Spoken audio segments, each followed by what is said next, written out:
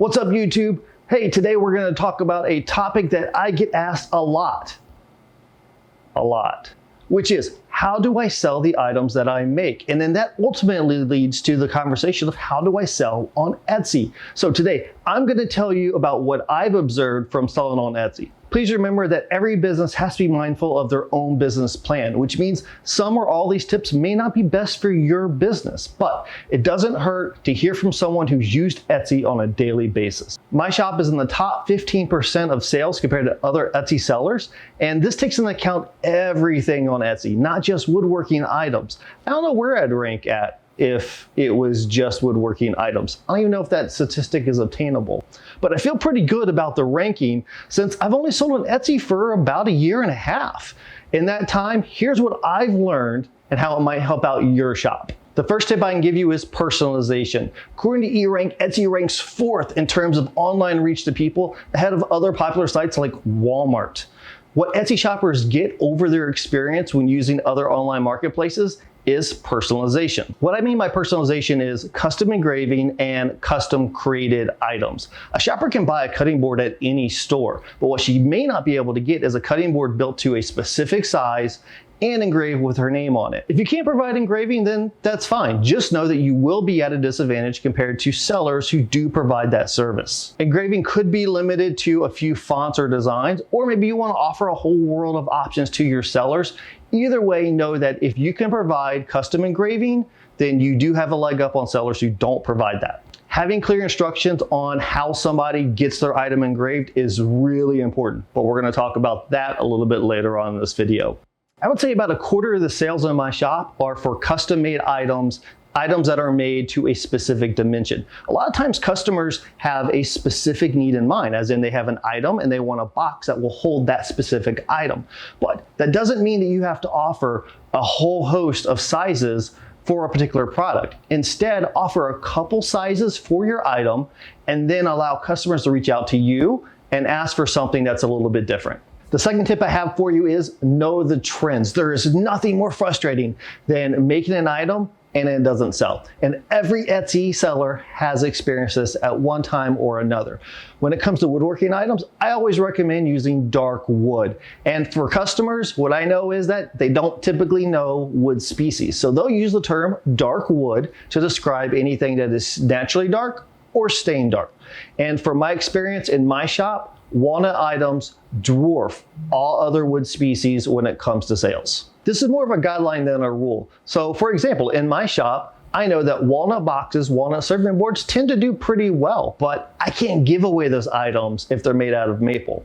However, in the fall, cherry items seem to make a big comeback when it comes to sales. I recommend searching for a specific item on Etsy and see how many results do you get. What about those items seem to be appealing to people? And consider this whenever you're trying to identify your trends. But sometimes you just can't figure out what's going to be popular until you put something out on the market and see what sells. Pay attention not just to the sales, but also the favorites. If you have an item listed and it's not getting any favorites, something's wrong. The next tip I have for you is to try to price your items under $100. From my experience, items priced above $100 just tend to not sell very well. Now, I'm a woodworker, so if you don't sell those types of items, this may or may not apply to you. But Etsy has a huge range of stuff from really, really cheap to pretty expensive. But know that the majority of stuff on Etsy is actually in the cheaper category. As a person who makes things, you've probably encountered someone who just exclaims, "Oh, you should totally sell that on Etsy." Next time they ask that, ask how much would they be willing to pay for that on Etsy, and then see how their expressions change. Everyone wants to push people to go to Etsy and sell things, but pricing stuff's a whole lot harder. And from my experience, items that are priced under $100 just tend to sell a whole lot more. And I think it has something to do mentally with seeing that 3-digit price tag. This doesn't mean that you should underprice your items. Just know that if you have items in that 3-digit sales figure, you're just not going to sell as many products because you're significantly reducing your buyer pool. The The next trick that I have for you is to price low and then raise your prices. Now, the biggest challenge to Etsy sellers is competition. You can easily scope out the competition by searching for the items that you plan to sell. Look at the prices. Do those prices include shipping? Do they include free engraving? How many people are selling those items? And how many reviews does other sellers have? When starting off, know that you're going to be at a significant disadvantage compared to trusted sellers unless you're providing a unique item to the marketplace. If a buyer is looking at an item in your shop and comparing it to a similar item in another person's shop, they're probably going to go with the shop that has the most positive reviews. And we're talking reviews, not necessarily sales, which is going to be a whole lot higher. Those shops have proven themselves. This means that you're at a big disadvantage to try to convince that buyer to buy from you instead. It's kind of like the old adage that in order to build credit, you kind of already have to have credit.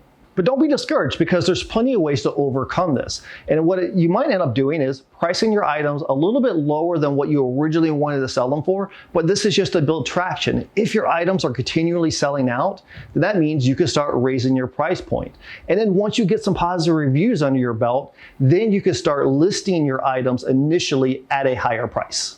Another trick is to offer package deals. You can offer free engraving with your item or give a multiple item discount. You can also give out coupon codes. That way, a customer will instantly want to come back to your shop to buy instead of even looking at another shop. Customers want to feel like they're getting a really good deal, so give them that experience. My next tip for you is to try to be unique. Etsy is dominated by sellers who get massive amounts of sales because they specialize in one item. Whether you want to specialize in one product or create multiple products, try to set yourself apart from these people. What I've noticed is that many of the large sellers don't even make their own items. They'll end up buying a bulk load of cutting boards from China, and then they offer the engraving on those cutting boards. Or they buy bulk loads of mugs, and then they focus on just printing pictures on those mugs. The obstacle that woodworkers or makers have is that a lot of times they want to make their own item, which means extra cost and extra labor. I urge you to be the alternative. If you're seeing a host of people selling 14 by 11 inch cutting boards, then offer a completely different size. If you're seeing a bunch of small boxes getting sold on Etsy, perhaps make your own version of a box, but use an exotic wood. If you're trying to make your own items, but also mimic these large sellers on Etsy, you're just not going to be able to compete. But if you can provide something unique where that buyer knows that what they're going to get is not going to be the basic item, they're going to get something a little bit different and it may cost them a little bit more, then they may do that. And I hate to say this, but I have to put it out there, do not copy other people's products or designs. It's just not cool. My next tip is to invest a lot of time and effort into marketing. Movies usually have to make about double what their film budget was just to break even. And that's because they spend as much on marketing and publicity as they do on filming the movie itself. And that's because marketing is really important. I'm not referring to paying for ads or promotions. There are ways to market your items for free, and that really starts with having great pictures of your items and a really good description. I know it sounds like a no-brainer, but you might be surprised at the amount of effort goes into taking good pictures for a product and how many listings just have really bad pictures. Simply setting your item on the kitchen counter and snapping some photos probably isn't gonna do it. You gotta take pictures in multiple angles. You gotta take a lot of pictures, have really good lighting. And I recommend going to your favorite website and looking at the items that are there for sale. What about those pictures do you like? What is enticing about those pictures? Do they have a commonality? Because they're all professionally done. What makes you want to particularly buy that item? Learn those tips and apply it to your products too. Don't be afraid to take pictures and then add other things on top of it. You could add graphics and add text and things like that to describe your pictures and just to make the overall picture just look more appealing to your shoppers. Almost as important as pictures is having a really good description. So if I use the term steak, maybe your mouth will water. But if I use the term savory steak, that kind of paints a more descriptive image for your taste buds. It's the same way with your products. You want to make sure you properly describe your items and use a lot of those key words that describe them properly. There's another good reason why you want to have good descriptions, and that's SEO. Now, I'm not going to get into all the nuances of SEO. Just know that's the way that you get your items found in search engines when people are Googling something. And what helps all of this is having a really good description. So if you're writing a description for something like a wooden box, you're probably going to repeat the same words over and over again. Wood box, wooden box. All of these are key words that are helping that search engine to identify that this listing is for a wooden box.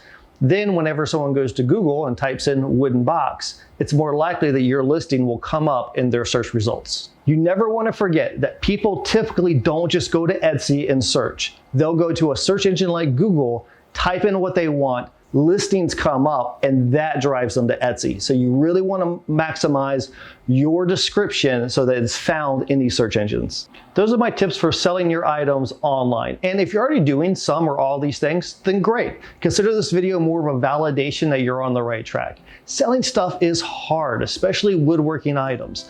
And I know that whenever I first started, it took a while to get traction. But because I implemented these tips that I told you today, that's why I'm consistently getting sales and doing much better than whenever I first started. If you like this sort of video, then consider subscribing to the channel and maybe share this video with somebody that you know who sells stuff on Etsy. And until we meet again, get in your shop and build something awesome.